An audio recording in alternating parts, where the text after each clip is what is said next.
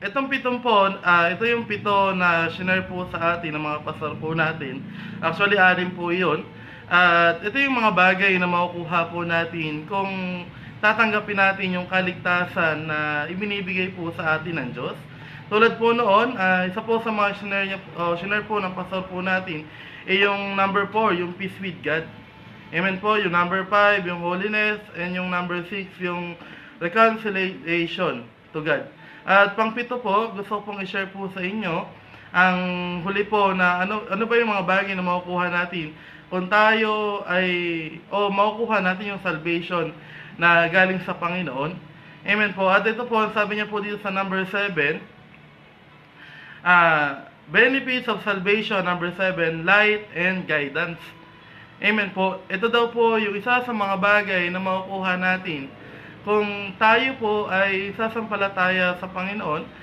At ito yung mga assurance na makukuha natin doon sa salvation na tinanggap po natin. Ngayon po, basahin ko po sa inyo dito po sa 1 John chapter 1 verse 7. Basahin ko po sa inyo. Ngunit kung namumuhay tayo sa liwanag, gaya niya na nasa liwanag, tayo nagkakaisa at ang lahat ng ating kasalanan ay nalinis ng dugo ni Jesus na kanyang anak. Pero bago po yan, atras po tayo sa verse 5. Ang sabi niya, ito ang aming narinig sa kanyang anak at pinapayag naman namin sa inyo. Ang Diyos ay liwanag at walang anumang kadiliman sa kanya. Kung sinasabi natin tayo ay may pakikiisa sa kanya, ngunit namumuhay naman tayo sa kadiliman, nagsisinungaling tayo at hindi namumuhay ayon sa katotohanan. Alam niyo po, siguro po familiar tayo si Pastor Boy po ay mahilig po tumingin sa buwan. Amen po. Pero kung titingnan niyo po kasi, ang nagsisilbing ang dahilan o bakit nagkakaroon ng liwanag ang buwan sa kabila ng dilim na nababalot dito, dahil po yun sa reflection ng araw. Amen po. At alam niyo po na kung tayo ay makikipag-isa sa Panginoon, ang liwanag ng Diyos ay siyang mag-reflect sa atin upang makita ng mga tao kung sino yung Diyos na tinanggap po natin. Amen po. Nasabi niya doon sa verse 6, kung sinasabi natin tayo ay may pakikisa sa Kanya, ngunit namumuhay naman tayo sa kadiliman, nagsisinungaling tayo. Isabihin po, sa bawat isa po sa atin, nung tayo na tinanggap mo yung kaligtasan, ang sabi niya doon, kaakibat nito, o isa sa naka-indicate dito, walang iba kundi yung liwanag na nagmumula po kay Kristo o nagmumula po sa Panginoon. Ibig sabihin po, hindi pwede na tayo ay muling mamuhay doon sa kasalanan na inalis na po sa atin ng Diyos. Amen po. So, sa verse 8 po, kung sinasabi natin tayo ay walang kasalanan, dinadaya natin ang ating sarili at wala sa atin ang katotohanan. At alam niyo po, sa bawat isa po sa atin, mismong ang Diyos ang siyang nagbigay ng liwanag sa mundong to.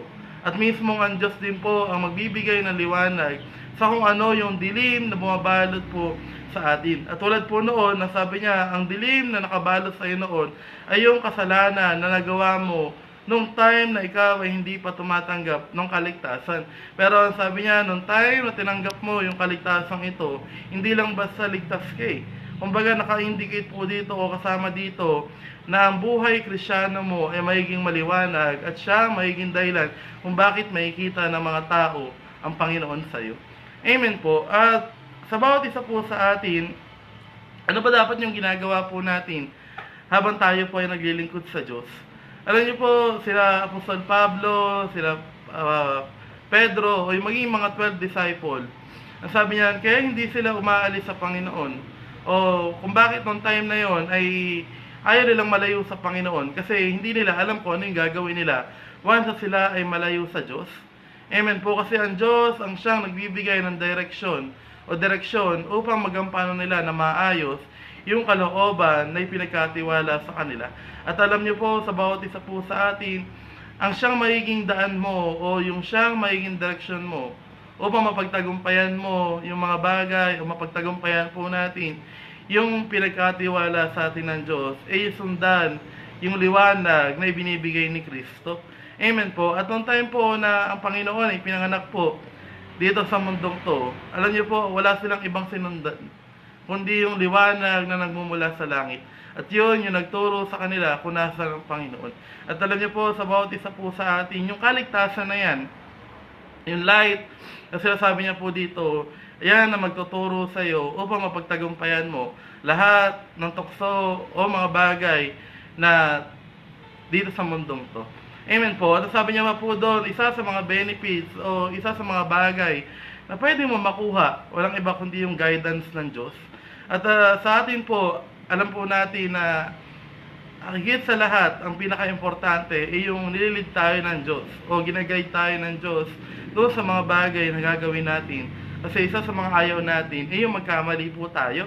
Amen po. Dito po sa John chapter 16, verse 7 to 4, basahin ko na lang po kung may mga Bible po kayo, makipagsabayan na lang po kayo sa akin. Sabi niya po dito, subalit sinasabi ko sa inyo ang katotohanan, ang pag-alis ko ay sa ikabubuti ninyo, sapagkat hindi paparito sa inyo ang patnubay kung hindi ako aalis. Yan, ngunit pag-alis ko, iusugo ko sa inyo. Pagdating niya ay kanyang patutunayan na mali ang mga ang sanlibutan tungkol sa kasalanan, tungkol sa katwiran at tungkol sa paghatol ng Diyos. Verse 9, patutunayan niya ang tungkol sa kanilang kasalanan sapagkat hindi sila naniniwala sa akin. Patutunayan niya ang tungkol sa katwiran sapagkat ako'y pupunta sa Ama at hindi na ninyo makikita. Verse 11, at ang tungkol sa paghatol ng Diyos sapagkat hinatulan na ang pinuno ng sanlibutan ito. Verse 12, marami pa akong sasabihin sa inyo, subalit hindi pa ninyo kayang tanggapin sa ngayon. Sa verse 13 po, ngunit pagdating ng Espiritu ng katotohanan, papatnubayan niya kayo sa buong katotohanan, sapagkat ang ibig sabihin niya ay hindi mula sa kanyang sarili, kundi ang kanyang narinig, at ipapahayag niya sa inyo ang mga mangyari sa hinaharap.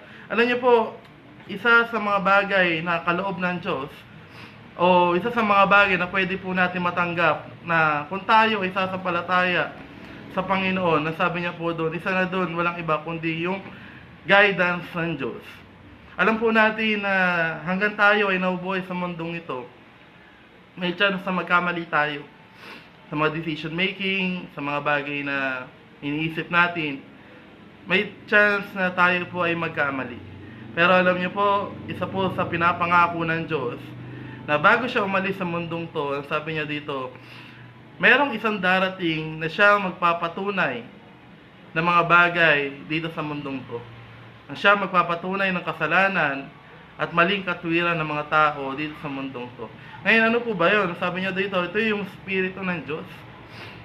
Amen po. Siyang mag-guide, siya magilid upang upang malagpasan natin yung temptation ng mundong ito. Sabihin natin, may mga time na nakakagawa ka ng pagkakamali sa decision mo, sa decision ko, o doon sa mga bagay na ginagawa natin. Pero alam niyo po, sabi niya dito, siya ang magpapatunay o siya ang hatol kung tama pa ba yung o mali yung ginagawa mo. At sa bawat isa po sa atin, alam niyo po, ang gusto ng Diyos ay yung makita natin kung ano yung pangako niya. Makita natin kung ano yung mga bagay na pwede natin makuha kung mananatili tayo dun sa salvation na ibinigay niya. Alam niyo po, napakaganda po ng tinuro sa atin ngayong linggong ito. Mula Monday, Tuesday, Wednesday, Thursday, Friday, at ngayong Saturday po. Kasi bakit po? Kasi may mga time na nakakalimutan na natin na isa pala doon sa mga bagay na tinanggap natin, naka-indicate yung mga bagay na to. Ito pala ay kasama sa pangako ng Diyos. Hindi lang pala to basta hindi lang siya basta salvation na tinanggap ng mga tao na hindi basta salvation na tinanggap ng mga tao, kundi ito ay guidance sa atin ng Panginoon. Ito yung leading ng Diyos sa atin upang mapagtagumpayan natin ang mundong to. Alam niyo po, hindi natin pwedeng sabihin na hindi na tayo nagkakamali. Hindi natin pwedeng sabihin na hindi tayo nagkakasala. Pero ang sabi niya po dito, upang mapagtagumpayan mo at makita mo yung tama at mali, ito yung bagay na sama sa iyo. Ano po yun? Yung Holy Spirit. Ang Espiritu ng Diyos ang siyang magkokorek sa atin upang makita natin, upang magpatuloy tayo sa buhay Kristiyano po natin. Amen po. Ito po sa 7 po na ito, na sinare po sa atin ng mga pastor po natin. Ito yung gusto ng Diyos na ipamuhay po natin. Ito yung gusto ng Diyos na kunin natin at makita sa atin habang tayo ay naglilingkod sa Kanya. Yung mercy, yung deliverance, yung peace with God, ito yung mga bagay na pwede natin makuha bukod sa fruit of the Holy Spirit. At ngayon po, sa bawat isa po sa atin, ano pa ba yung mga bagay na pwede mong gawin? Ano pa ba yung mga bagay na pwede natin makuha sa Panginoon? At isa po, sabi niya sa John, ay sa Joshua, makukuha mo yung mga bagay na to o malalaman mo yung mga bagay na to kung tayo po ay nagbabasa ng Bible. Kaya po sa ating lahat, upang mapagtagumpayan natin yung mga bagay na to, basahin po natin yung ipinangako ng Diyos. Basahin po natin yung guidance o yung ibinigay ng Diyos para sa atin, para maging warning po sa bawat isa. Amen po. Salamat po sa tayo nyo ngayong hapong ito. Nawa ang bawat isa po ay pinagpala ng Panginoon ngayong isang linggong ito. At bukas po ay Sunday po ulit. At mag-expect po tayo na kung ano ba yung gagawin ng Lord o ano yung sasabihin sa atin ng Diyos sa araw na yan. At ngayon pa lang, magkaroon na tayo ng expectant heart na kakausapin po tayo ng Panginoon sa araw po ng linggo. Sige po, tayo po yung manalangin. Amang Diyos na dakila sa lahat, nagpapasalamat kami, Panginoon, sa mga bagay na itinuturo mo sa amin. Nagpapasalamat kami sa lahat ng pagkakataon na ibinigay mo sa amin. Kaya o Diyos, hayaan mo, Panginoon, na ipamuhay namin yung kaligtasan na ibinigay mo sa amin, Panginoon. Hayaan mo, Panginoon, na patuloy na kami ay lumakad sa kung ano yung ninanais mo sa bawat buhay namin. Salamat, Panginoon, sa hapong ito. Pagpalain mo ang bawat isa sa iyong kapurihan sa pangalan ng Panginoong Hesus. Amen. Yan, salamat po sa time po ninyo and God bless.